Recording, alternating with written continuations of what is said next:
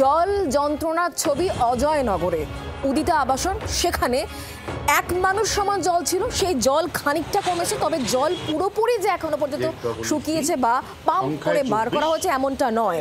দেখতে পাচ্ছেন ছবিতে এটা পরিষ্কার। আর যে সমস্ত জায়গায় জল নেমেছে সেখানে একেবারে থকথকে কাদা। জল যন্ত্রণার ছবি দেখতে পাচ্ছেন অজয়নগরের উদিতা আবাসন। এই অবস্থা, পুজোয় ক্রমশই কিন্তু চিন্তা বাড়াচ্ছে। ইস্টার্ন মেট্রোপলিটন বাইপাসের কালিকাপুর সহ বিস্তীর্ণ এলাকাতে জল জমেছিল। বেশিরভাগ আবাসন থেকে জল নেমে গেছে, কিন্তু উদিতা আবাসন থেকে এখনো পর্যন্ত জল নামেনি। পুজোর মণ্ডপ ভেসে গেছে, সামনের মাঠ সেখানে এক বুক কাদা। এই অবস্থায় এখনো পর্যন্ত দুর্গা প্রতিমা মণ্ডপে আনতে পারেনি উদিতা আবাসন পুজো কমিটির সদস্যরা। এই অবস্থায় আবাসন থেকে জল বার করা ক্রমশ কঠিন হয়ে পড়ছে, কারণ ঠিক এর পাশে যে সার্ভিস রোড রয়েছে, এই সার্ভিস রোডের জল নতুন করে ব্যাকফ্লো করছে উদিতায়। এই মুহূর্তে গোটা আবাসন চত্বর জল থই থই, হাঁটু জল এবং গোড়ালি জল ডিঙিয়ে কোনোক্রমে নিজেদের বাড়িতে প্রবেশ করছেন আবাসিকরা।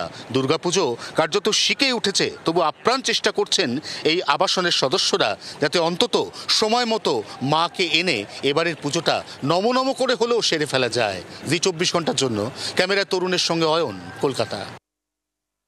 দেখুন, আমরা এই লাস্ট 2.5 দিন আমাদের যা গেছে, হাঁটু থেকে কোমর অবধি জল।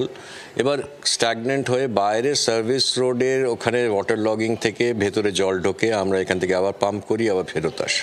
এই করে 2-2.5 দিন গেছে। তার জন্য প্রচুর এখানে 700 জন ফ্ল্যাট লোকেরা সাফার করেছে, সিনিয়র সিটিজেন আছে, বাচ্চারা আছে, তারা অনেকে শিফট করে গেছে। তো কালকে KMC has given us A support. দেরিতে হলো, বলে দের আয়া দুরুস্ত আয়া।